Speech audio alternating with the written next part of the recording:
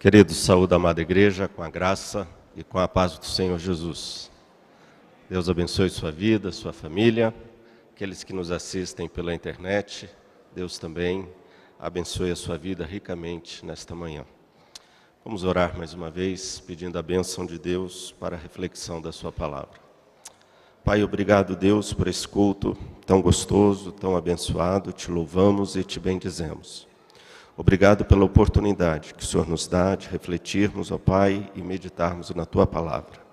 Fala aos nossos corações, nos abençoe, que a Tua Palavra seja alimento espiritual para as nossas almas, seja bênção, ó Pai, para cada um de nós que aqui estamos e para aqueles que nos assistem pela internet. Assim te oramos na Tua inteira dependência, em nome de Jesus. Amém. Queridos, convido a amada igreja a abrirmos a Bíblia em Romanos, capítulo 13.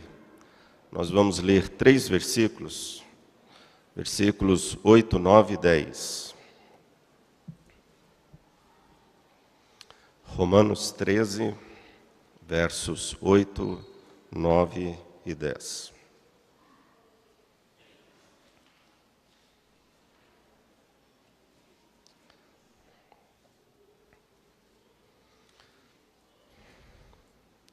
Eu vou ler os 2 primeiros versículos, depois todos juntos, a igreja comigo, vamos ler o verso de número 10. Nos diz a palavra de Deus: a ninguém fiqueis devendo coisa alguma, exceto o amor com que vos ameis uns aos outros, pois quem ama o próximo tem cumprido a lei. Pois isto: não adulterarás, não matarás, não furtarás, não cobiçarás, e se qualquer outro mandamento.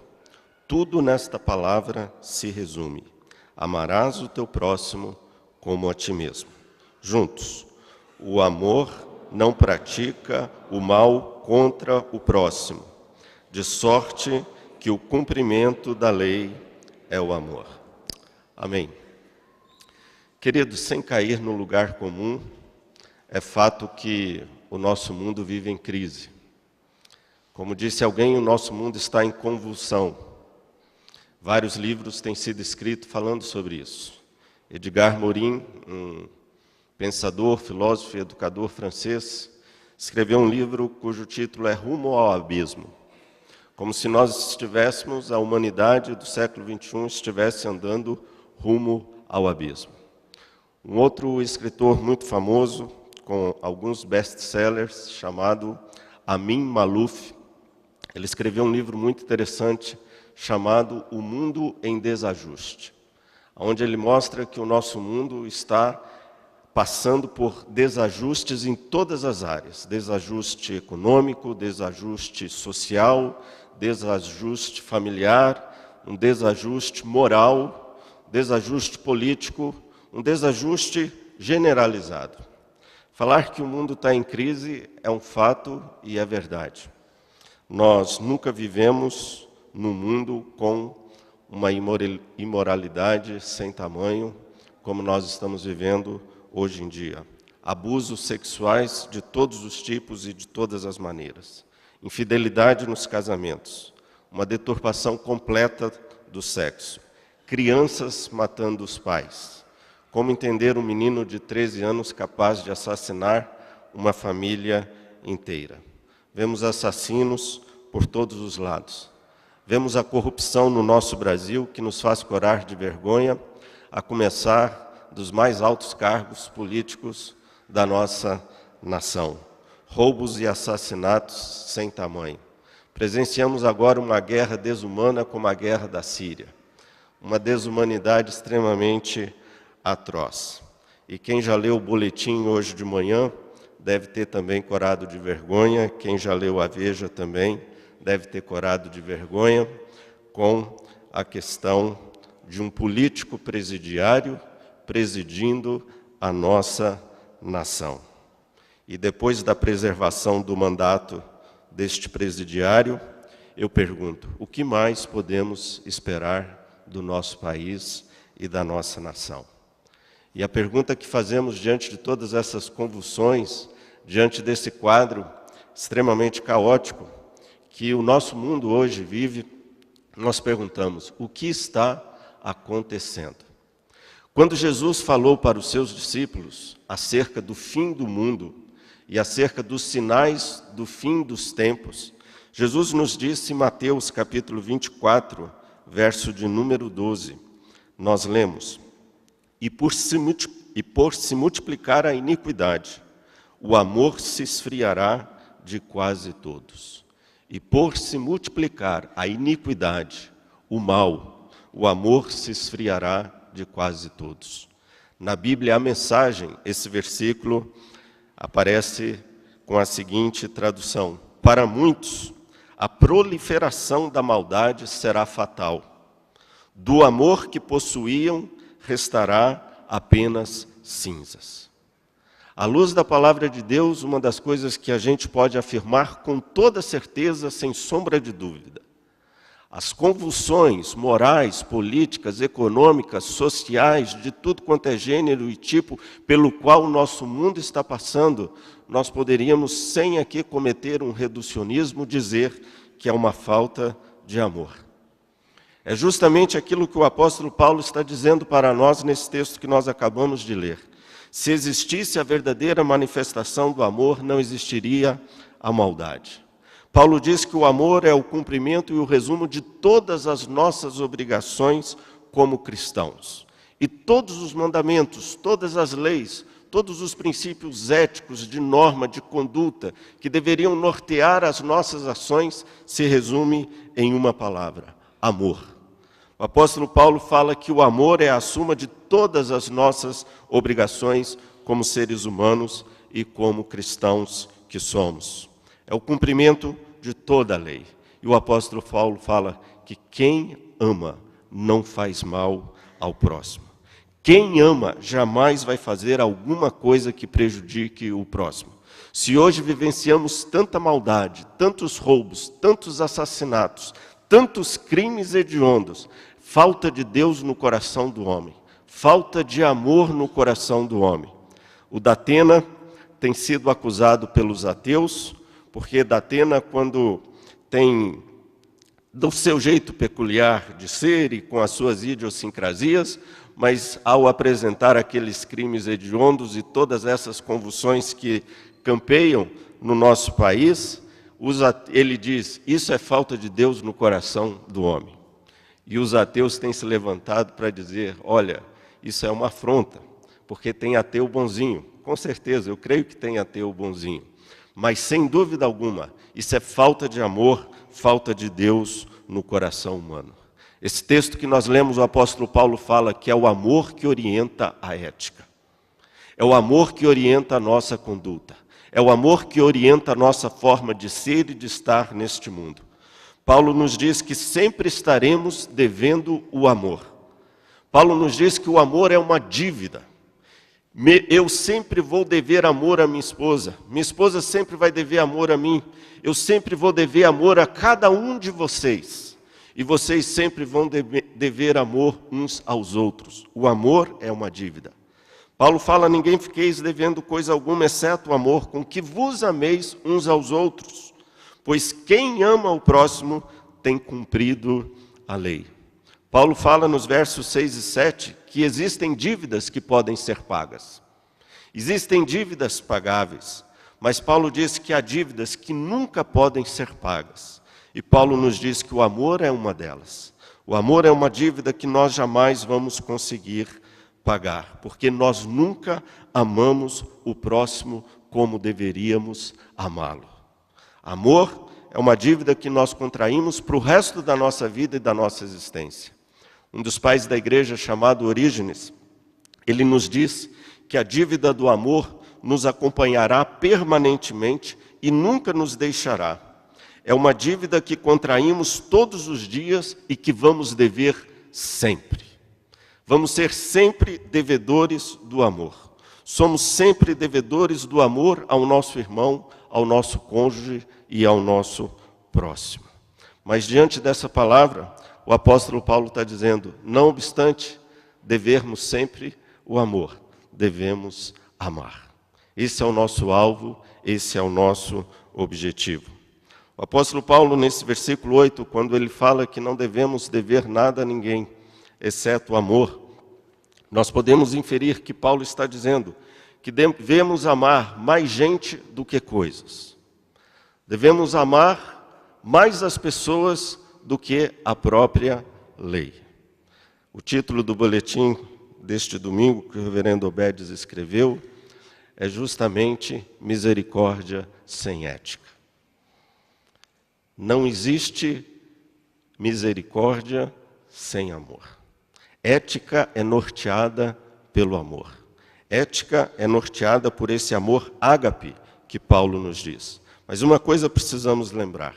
Lei e amor, para o apóstolo Paulo, na Bíblia Sagrada, não são excludentes.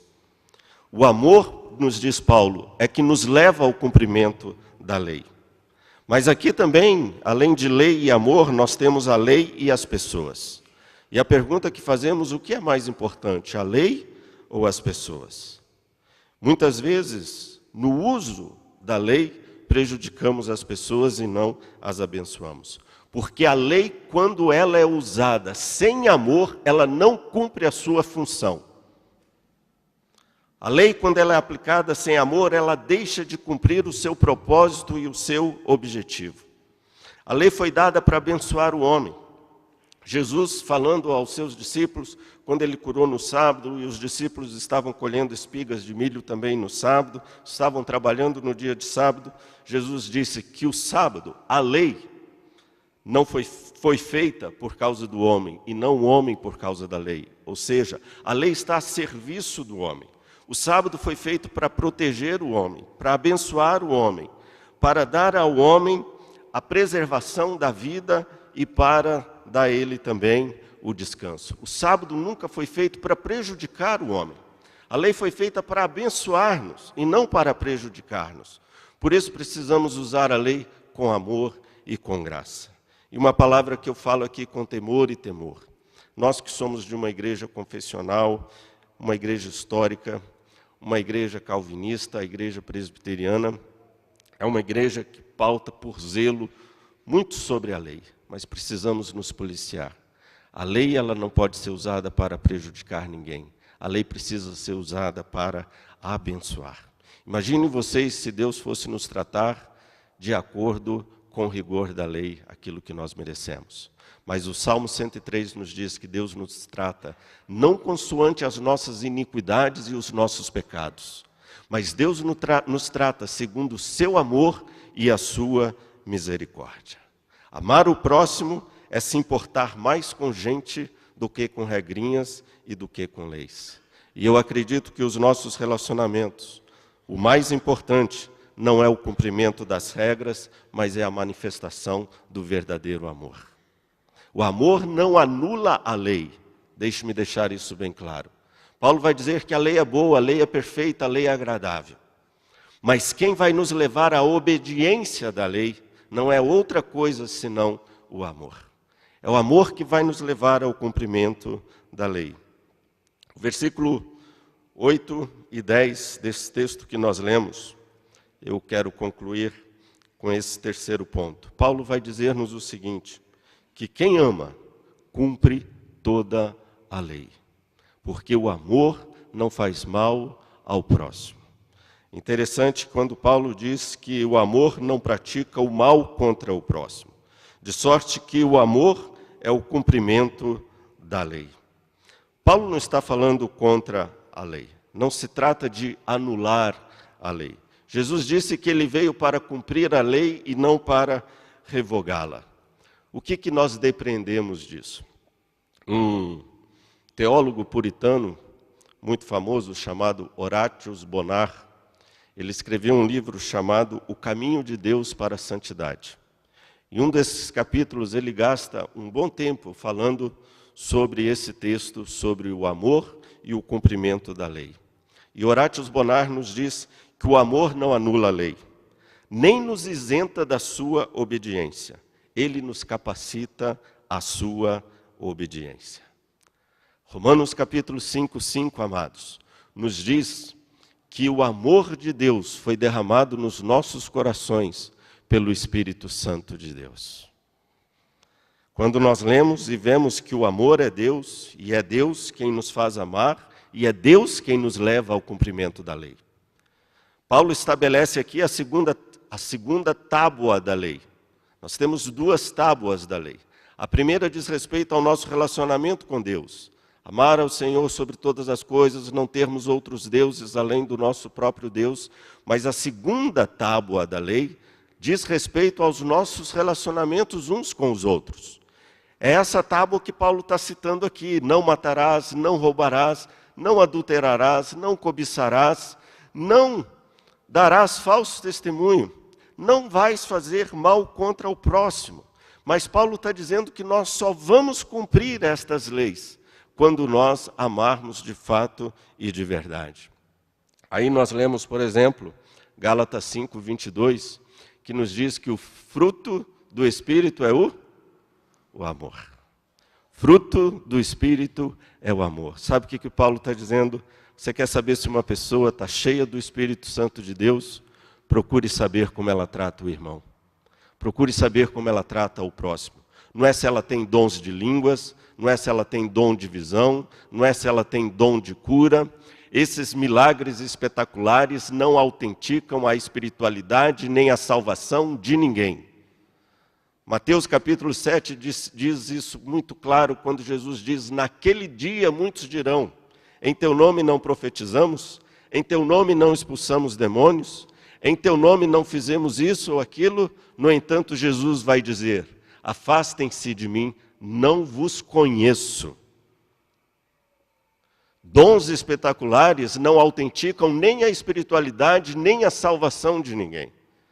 O fruto do verdadeiro Espírito Santo de Deus, nos diz o apóstolo Paulo, passa por outros caminhos, como o caminho do amor, da longanimidade, do domínio próprio, da mansidão. Paulo vai nos dizer que uma pessoa cheia do Espírito Santo é uma pessoa que tem o fruto do Espírito, o amor. Porque quem tem o amor jamais vai fazer o mal ao próximo. Quem ama de fato e de verdade não vai matar, não vai adulterar, não vai cobiçar a mulher do próximo, não vai fazer nada de errado. Santo Agostinho, ele tinha uma máxima muito interessante. A máxima de ética de Santo Agostinho é: ame e faça o que quiseres. Ame e faça o que quiseres. Porque se você amar, nada do que você fizer vai prejudicar o próximo. E eu digo mais, a lei não muda o coração de ninguém. Leis não mudam o coração de ninguém. Mas quem muda o nosso coração é Deus. Nós precisamos pedir: Deus, me encha com teu Espírito. Me enche da unção do teu Espírito, desse amor verdadeiro com o qual eu preciso amar uns aos outros. Amados, em nosso país e no nosso mundo, o que mais nós estamos precisando não são de leis, é de amor e de Deus no coração dos homens. Ouvi outro dia de um desembargador muito famoso aqui de Brasília, numa entrevista na CBN, esse desembargador dizia: tenho visto muito as pessoas mudarem as leis, mas eu não tenho visto as leis mudarem as pessoas. As leis não mudam as pessoas, quem muda as pessoas é Deus. E eu creio que o que falta no coração do homem é amor. Quando nós fazemos o mal ao próximo, denuncia a nossa falta de amor para com o próximo. Quando fazemos qualquer coisa que prejudique o nosso próximo, o nosso irmão, o nosso cônjuge, o nosso esposo, a nossa esposa, os nossos filhos, isso é falta de amor. Paulo nos diz que o amor é a ética. O amor é aquilo que norteará todas as nossas ações. E o amor é aquilo que delimita as nossas ações. Porque quem ama não faz o que quer. Quem ama faz tudo para agradar o outro. Quem ama faz tudo para prejudicar o outro. Se você ama o outro, você não fala aquilo que vem na tua mente. Você mede as palavras antes de falar com aquele que você ama. Quando você ama uma pessoa, você não faz o que você quer e bem entende o que dá na telha. Quando você ama o outro, as suas ações são delimitadas pelo amor que você sente por aquela pessoa. compartilhava com alguns, quando um de meus alunos dizia que, pastor, perguntando a mim, entre um marido e a sua esposa, dentro de 4 paredes vale tudo, não vale? Eu diria, meu irmão, se você não tiver amor, vale tudo. Mas se você amar a sua esposa, todas as suas ações vão ser delimitadas pelo amor que você tem por ela. Você não vai fazer tudo que você quer, mas você vai fazer tudo que venha abençoá-la e nada que venha prejudicá-la. Amados, concluindo, eu diria que quem ama não pratica o mal. Quem ama não faz mal ao próximo. Quem ama não faz mal ao irmão. Quem ama não faz o mal àquele que está do seu lado. Neste mundo tão sem amor, nós, como igreja do Senhor Jesus, somos chamados a amar. Temos que amar a Dilma Rousseff. Temos que amar os nossos governantes. Temos que amar os nossos políticos. Temos que amar os nossos senadores e deputados. Pedir para que Deus tenha misericórdia deles e transforme os seus corações. Isso é bíblico. O apóstolo Paulo nos diz que precisamos orar pelas nossas autoridades que foram constituídas por Deus. Por mais difícil que seja orar pelo PT, temos que orar pelo PT. Temos que orar por esses que nos governam. E, amada igreja, quantas vezes nós ferimos o irmão? Quantas vezes fazemos o nosso irmão chorar? Quantas vezes nós nos valemos da lei, ao invés de nos valermos da graça e da misericórdia com a qual Deus nos trata? E Deus nos diz, da mesma forma que eu te trato com graça, com amor, com misericórdia, trate o seu próximo também com amor, com graça e com misericórdia. E fazendo isso, creio que vamos ter um mundo com mais paz, com mais graça, com menos violência. E entre nós, irmãos, entre nós, igreja, eu digo com temor e tremor, o que nós mais precisamos não são tanto de regrinhas, mas mais de amor. E cuidado, porque um monte de regrinha pode ser sintoma de falta de amor. Nós precisamos amar, porque quem ama, cumpre a lei. Que Deus nos encha do seu Espírito, que Deus nos encha do seu amor, que Deus nos encha de graça e de misericórdia e nos faça, por meio do amor, cumprir toda a lei, amar o nosso próximo e sermos reconhecidos por esse amor tremendo com o qual um dia Deus nos amou. Deus abençoe a sua vida, sua casa e o seu lar ricamente em nome de Jesus. Amém.